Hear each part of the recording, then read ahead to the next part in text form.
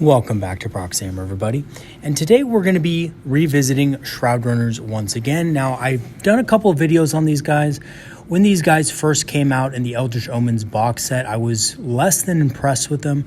I thought that they were really expensive for what they did compared to what the rest of the army did, and I didn't think they had a lot of synergies with other units in the 8th edition codex. So I kind of had a bad opinion of them at first, and the Eldritch Omens box set. In general, I thought that the box set was actually a bad matchup for the Eldar, because if you looked at what was in it, there was an Autarch, 5 Rangers, and 3 Shroud Runners, and the Chaos had a Chaos Lord, some Chosen, and a Forge Fiend, which was very hard, if not impossible, to take out with the Shroud Runners, Rangers, and the Autarch, unless you got very lucky. And of course, that was before the new codex came out, so even though a lot of the rules were updated, there were things in there that were just not going to work against those models. So I didn't think it was a very good box set experience for a new Eldar player because it was very one-sided in favor of Chaos. But now with the new codex coming out fully, I rechanged my position on Shroud Runners and previously thought that they were a pretty decent unit, maybe not the best, but certainly a unit that could work well with some builds. And as of now, in the Nephilim expansion, I actually think these guys are quite a bit above just decent. I actually think they're an excellent unit in A or S tier even. And the reasons why I'm going to go over in this video, but honestly, I have to say, my experience with Shroud Runners has been it's been a learning experience because Shroud Runners have completely reversed a lot of the normal kind of mindsets that I had before when it came to a unit that had a dual role. So I've quite changed my opinion on that, and I had to relearn some of the old mindsets that I did have. But I do think that Shroud Runners are in a great position now, and I want to talk to you guys a little bit about where I think they are in the current Nephilim expansion. So let's get right into it. So just a quick overview of the video. We're going to be going over the stats, weapons, and special rules of Shroud Runners. We're going to be looking at which Craftworlds Shroud Runners work best with, because even though they are good in a number of builds, they do still work best with certain Craftworlds, with certain synergies. And lastly, we're going to be looking at where Shroud Runners are now, competitively speaking. So looking at their stats, they're very fast with movement 16, but like all Rangers, they have higher than normal ballistic skill, which is one of their key selling points, I think, because they can hit more reliably. And they also have 1 more wound over regular Wind Riders. Now, this is slightly offset by the fact that they have a 4+ save instead of a 3+ at 35 points per model, so they're a little bit on the expensive side, and they're a little bit squishy for how many points they cost outside of cover. As for their weapons, they do have a Ranger Long Rifle and Scatter Laser, which means they can fire both of those in the same turn at different targets. They have the Ranger Long Rifle for picking out characters, and of course they have the Scatter Laser for anti-infantry. They're also equipped with pistols. A lot of people might write these off as just fluff for fluff purposes because all Rangers have pistols, but they can actually use these up close, or it can allow them to benefit from the Swift Strike's Far-Flung Craftworld trait. And just real quick, for those of you who don't know, Swift Strikes allows a unit to basically advance and shoot in the same turn. However, you can't do this still with heavy weapons. You need to have something to allow you to be eligible to shoot, which is the pistol. So if you want to, I actually have a video on this on my YouTube channel if you want to check it out. It's basically called the Swift Strikes rabbit hole. So if you want to look up that video on my website, it kind of goes over all that Swift Strikes can do. And one of the things it can do is allow units that have pistol or assault weapons in addition to their heavy weapons to be able to move, advance, shoot their heavy weapons and so forth, and then battle focus back. So if you do have the Swift Strikes Far-Flung Craftworld trait on these guys, that could be very effective. They also have Battle Focus, which allows the unit to move after shooting, and this can be very useful for a fast-moving jet bike unit that isn't very durable to get behind those obscuring terrain features and to get back into cover so they can be a little bit more durable. They also have 2 other abilities, Swift Scouts, which allows them to make an additional move at the start of the first battle round, which is great for getting into a better position on the board to either shoot or contest objectives early in the game.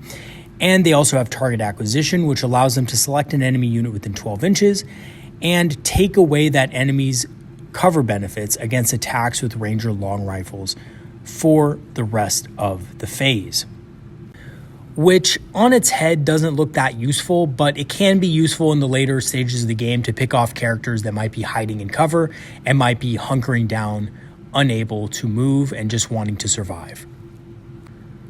They also have the Ride the Wind and the Shroud Runner Cloak. Ride the Wind basically allows them to auto-advance 6 inches, just like all jet bikes, and Shroud Runner Cloak allows them to benefit from light cover as if they were infantry and gains them an additional +1 to their saving throw while in cover. So basically, if they're in light cover, they'll be getting a total of +2, and that's not even to count for the fact that if you use Protect on them, they can get even more durable. And lastly, as far as their keywords, they have the Core and Outcast keywords, allowing them to benefit from buffs and abilities. As for their unique stratagem, basically select a non-flying enemy unit within 12 inches of them in the enemy movement or charge phase, and that unit takes D3 mortal wounds and has their charge or movement reduced by D3 inches, which is really great for denying movement and doesn't necessarily need line of sight to the target. So this makes it really hard for Shroud Runners to actually be engaged and be charged successfully as long as you have a spare command point hidden around the corner. So which Craftworlds do Shroud Runners work best with? Well, I believe that they work best with the following groups, which are the Eldar Craftworld, the Uthway Craftworld, and of course the Far-Flung Craftworld, Swift Strikes, Warding Runes, Masters of Concealment, etc. So for the Eldar, the reason why they're so effective in this Craftworld is because basically all of them get light and dense cover when outside of 12 inches of enemy attacks. The dense cover portion, they do have to be in a terrain feature, but they'll probably most likely be in one anyway. And their movement cannot be debuffed by any means. So that means that they're going to be moving very fast at all times and cannot be stopped. And they also synergize well with Rangers. The target acquisition is really good for their Ranger long rifles. In the Uthway Craftworld, they have increased durability with a 6+ invul save and a 5+ ignores mortal wounds, which is really helpful on 3 wound models, especially with Strands of Fate. This can be extremely useful for saving key models. And each unit gets a single wound reroll per turn, and this could be used for the Ranger long rifles to maybe try to proc that extra mortal wound. But also, Uthway has a typically greater access to Psychers than other Craftworlds do in the form of Warlocks and Farseers. Typically, Uthway lists run about 3 Farseers and many Warlocks. So, again, Shroud Runners being core really benefit from a lot of these abilities, whether it be Protect, whether it be Jinx, or maybe even Fortune perhaps. They can really benefit from a lot of these abilities. So if you have a big unit of 5 Shroud Runners, you can really heap on the buffs to them to make them not only harder hitting, but also vastly more durable. As far as the Far-Flung Craftworlds go, Swift Strikes, Warding Runes, and Masters of Concealment I consider to be generally the best. Swift Strikes allows them to move 16 + 6 inches, allows them to shoot without penalties, and then battle focus away all in the same turn. Warding Runes gives them a 6+ invul and a 5+ ignores mortal wounds, and allows them to still be able to combine it with another trait. So it's basically the Uthway trait, but it allows them to use something else as well, like Swift Strikes, for example.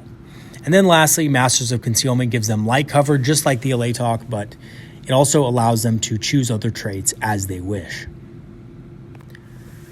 So where are Shroud Runners now competitively? Well, they've become increasingly noticed since Nephilim, and this is something that both I and several other YouTube subscribers had mentioned before, and the drop of Nephilim was that because of the Armor of Contempt changes and the nerf to Scouter Laser Wind Riders, a lot of people were thinking that Shroud Runners were much better comparatively.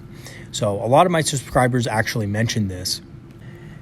As more people were starting to realize that Hail of Doom might not be the end-all be-all of Craftworld Eldar competitive play, Shroud Runners were starting to be talked about more and more and starting to enter the competitive picture. So the reason why Shroud Runners are so good in competitive play is because they have a lot of utility combined with some really good firepower. So, for example, if you take a unit of Swooping Hawks are a great unit that have some decent damage, but they don't do the greatest damage. They're mostly a utility unit. Their damage is a secondary thing. The great thing about Shroud Runners is that not only are they very durable, but they also have great firepower. And they're a great target for buffs. So a unit like 5 Swooping Hawks may not be the best target for guide. It's a good target, but it's maybe not the best, right? Their weapons aren't the strongest. However, Shroud Runners, having the benefit of 2 weapons and also having the benefit of extra ballistic skill, are a great target for buffs.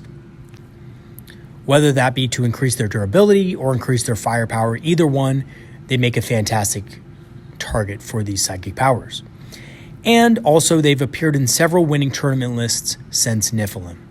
And to be honest with you guys, I'm really not one of those players who looks at tournament lists and just thinks, oh, this tournament list won, that must be the best. That means that every unit in that list is top tier. I'm not somebody who thinks like that, but I will say this about Shroud Runners. It doesn't come to me as a surprise that competitive players have picked up Shroud Runners as a choice to run in their lists.